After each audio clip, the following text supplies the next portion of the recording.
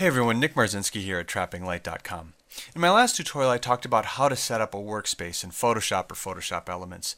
And today I'm going to move into talking about editing.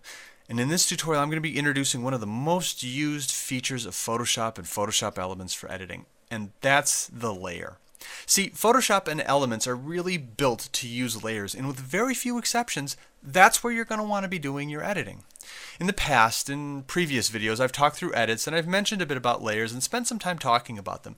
But in this tutorial, I'm going to concentrate specifically on layers. That's going to be the only thing I'm talking about. And for those of you that are just starting out, this is really stuff that you need to know in order to use Photoshop or Photoshop Elements effectively. So, let's get started. Now, before I jump into Photoshop, I want to stay here in PowerPoint for an example that I'm hoping will make the idea of layers easy to grasp for people that might be unfamiliar with it. Here I have an image. Okay, it really doesn't matter what it's an image of, but it's an image. And this is what I'm going to call my background layer. And why is that? Well, because it will end up at the bottom of the layer stack, and that will make a little bit more sense as we get into things. Now, I've broken my screen here into two sections. The top section at the top that says result shows me what the end result will be. If I printed out my image and I was looking at it like a print or on my monitor, this is what I would see. On the bottom, the part that's labeled layer stack, this is where I'm showing what the stack looks like. This is what Photoshop is going to see. And again, it's simply a background layer. There's no edits applied. But let's change that.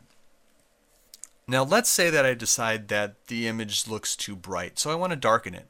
Well, that should be easy enough. All I have to simply do is to make it darker. And what I've done here works. But the problem with editing this way is that if you look at my layer stack on the bottom, there's still only one layer. And what this means is that my edit is now part of the original pixels of the image. If I were to make this kind of edit in Photoshop or Photoshop Elements, and both of those programs will let me do this, by the way, if I do that and then I save my image and close the program, if I ever come back to it, there's no way for me to get that darker tone off my image if I later decide that I don't like the way it looks. Because of that, because I'm actually infusing my edits into the original pixels of the image, this is what's known as a destructive edit. I'm actually changing the actual pixels of the original data. And whenever you can, you should avoid using destructive editing techniques. It's just not a good idea. Don't use them. So what I'm going to do is I'm going to undo this and I'm going to go back to the original image. Now, instead of darkening the actual image pixels, what I'm going to do in this case is I'm going to add a brightness filter over the top of the image. And in the actual result up at the top, you can see what happened. I got to the same spot I was at before, but this time the filter layer that I've added acts as something like a transparency. So the original image data still exists at the bottom in that background layer, but now there's a layer over the top of it that's making the change to the brightness. And now that I've done that, why don't I add another adjustment? In this case, I'm going to color the image purple with a color filter layer. And you can see exactly what happens. Both the image data at the bottom in that background layer and the brightness adjustment layer remain, but now if you look at the result up top, it's just simply colored purple. So now that I've done this, here's the question. What's better about making my edits this way? Well, for starters, like I've alluded to, this sort of editing is completely non-destructive, meaning I can always get back to my earlier state or to my original image if I want to, simply by getting rid of the layers.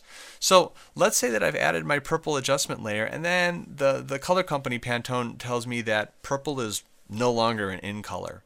Well, all I have to do to get rid of the purple filter, color rather, is to get rid of the purple filter. And just like that, it's gone. Furthermore, even though my layers are stacked this way, I don't have to get rid of that top layer to make changes to the layers beneath it. So, for example, let's say that, hey, I like purple, but that darker adjustment that I've made to the image, it just isn't cutting it anymore. Well, I can simply remove the brightness adjustment and I'll still retain both the original image layer with all of the original pixel data as well as the purple filter layer above it. Not only that, once the layers are in place, I can continually make adjustments to them at any time, even if I save the image and then come back to it days or weeks or months or even years later. So in this case, let's say that I like my brightness adjustment, but I wish it wasn't quite so dark. Well, that's fine. I can simply tone it down by reducing the opacity of that brightness layer. In the same way, let's say that, you know what, I'm not really crazy about purple, but I think that the image could benefit from having an orange tone. Well, that's no problem either.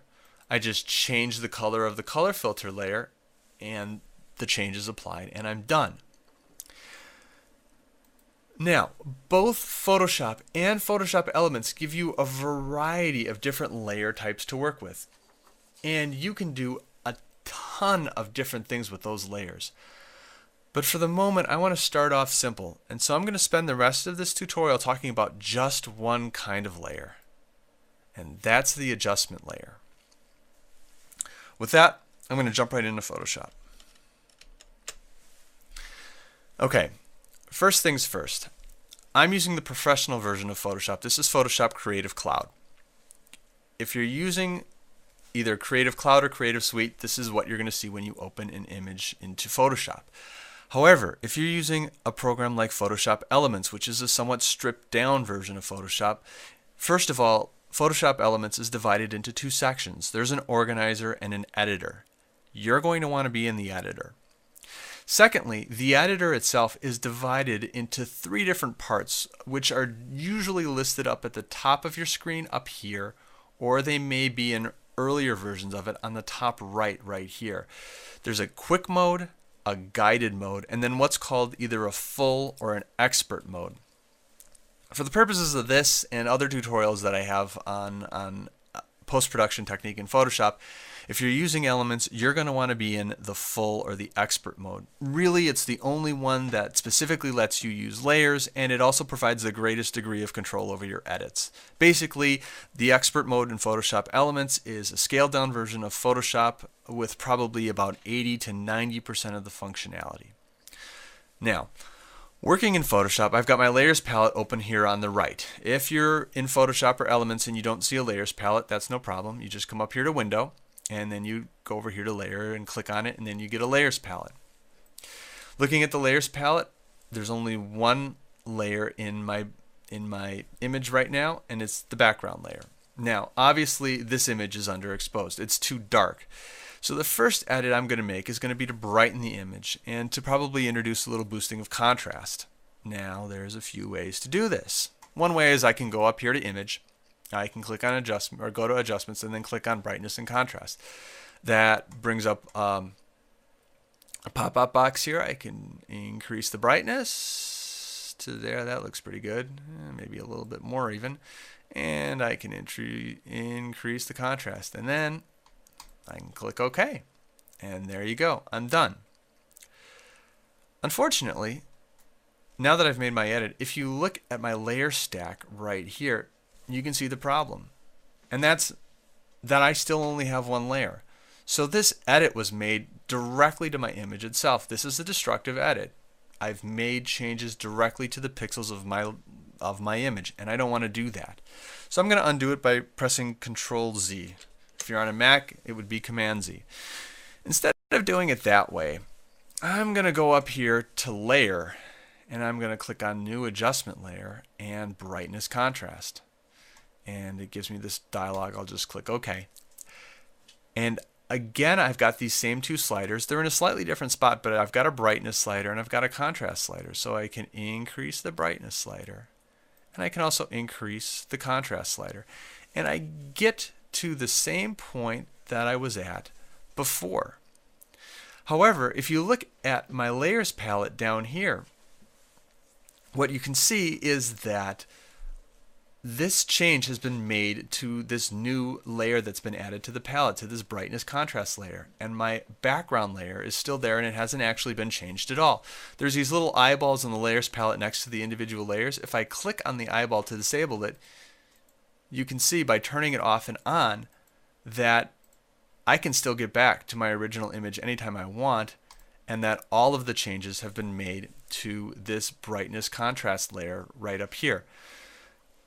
Aside from being able to turn it off and on and get rid of it, if I ever want to change the level of brightness that's applied to the image, all I have to do is click on the little icon of a sun right here, and it gets me right back to this properties panel, and I can play with the brightness and contrast some more.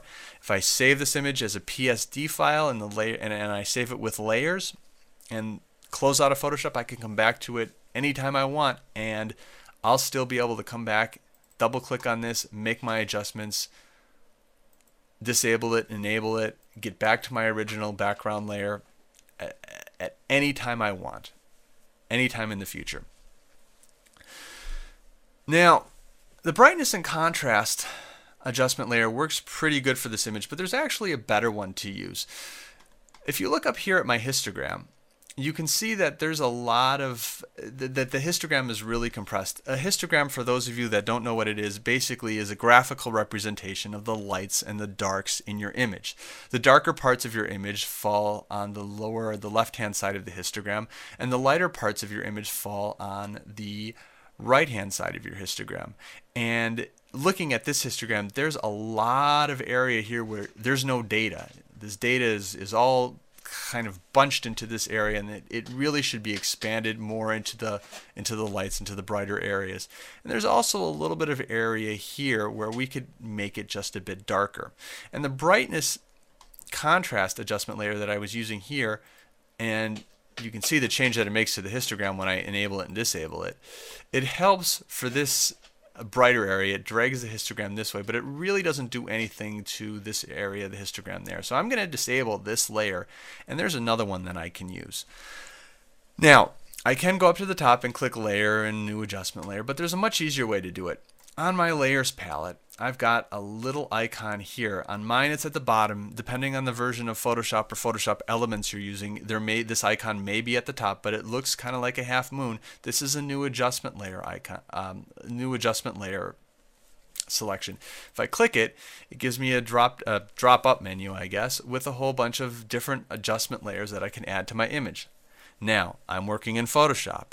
If you're in Photoshop Elements, you're definitely not going to have all of these options available to you. You won't have curves, you won't have black and white, you won't have channel mixer or selective color, but you'll still have the one that I'm going to be using, which is levels. So I'll click on levels, and what I get is this dialog box here, and it's got my histogram right in here, with 3 sliders on either spread throughout the bottom. On the bottom left hand, this one is a black point slider. This sets my black point. Anything to the left of that black point slider is going to be rendered in black. So if I slide it all the way over to the right past the edge of my histogram here, the entire image turns black because it's saying everything to the left of this is black. And so since all of my image data is here, it's to the left of that black point slider, it's going to be black. This one over here on the right hand side is my white point slider. Everything to the right of that white point slider will be rendered in white. So if I drag it all the way to the side of my data here on the left, it turns pretty much everything, except for some of the really dark elements that you can see here, it turns everything white. Because I've got these gaps in my histogram at the bottom and the top, the easiest way to spread my histogram out is to take my black point slider and drag it just to the edge of the lowest part of my histogram. Take my white point slider up at the top and drag it to the furthest rightmost edge of my histogram. And if I do that, what you can see is that it brightens the highlights and it darkens the shadows. This center slider here is a mid-tone slider, and I can move that around to really change the contrast. In this case, maybe I'll bump it a little bit, but I really don't want to make too many changes to that. So that's a levels adjustment, and I've made that adjustment, and that's done. I've disabled the brightness and contrast because I don't need it anymore. As a matter of fact, since I would rather use levels, I'll just take it, click, and drag it right over to this trash icon and throw it out. There's one other adjustment layer that I want to add. And in this case, what I'm going to do is apply a photo filter. So I'll click on this and I'll click photo filter. And this one is pretty simple. There's only a few selections I can make. In the filter, it gives me a wide variety of filters. So there's warming filters and cooling filters and red and orange and green filters and a sepia filter. These are the same kind of filters that normally you would have screwed onto the front of your camera lens if you were taking pictures back in the film days. Nowadays, we can simulate them pretty well within Photoshop. In this case, I'm going to choose a warming filter, say 81 warming filter. And by moving the density, I can manage the effect of that filter. And let's preserve the luminosity, and that looks fairly interesting. It's produced a bit of a color toning effect. But again, since it's a layer, if I save it, if I go to save as, and then save it as a PSD file right here, then I'll always have the ability, those layers will be saved, and so if I come back to it later on, I've got those layers, and if I later decide and look at it and go, wait a second, instead of a warming filter, I wanted to really actually do sepia tone, or I wanted to color it red, or maybe not. Let's go back to the warming. I can do that at any time, and if I don't like the filter that's applied, I can simply just drag it to the trash and get rid of it, and away it goes. So that's it for now. For those of you that are new to this idea of layers, what I'd encourage you to do is to open up an image in Photoshop and play around with the adjustment layers. Some of them can do all sorts of crazy things. Apply some of them to your image, make changes to them to really experiment and see what they can do. In the next tutorial, I'm going to continue on this idea of talking about layers, and I'm going to look at how to selectively apply layers to an image using something called a layer mask. In the meantime, have fun playing with layers. My name is Nick Marzinski with trappinglight.com. Thanks for watching.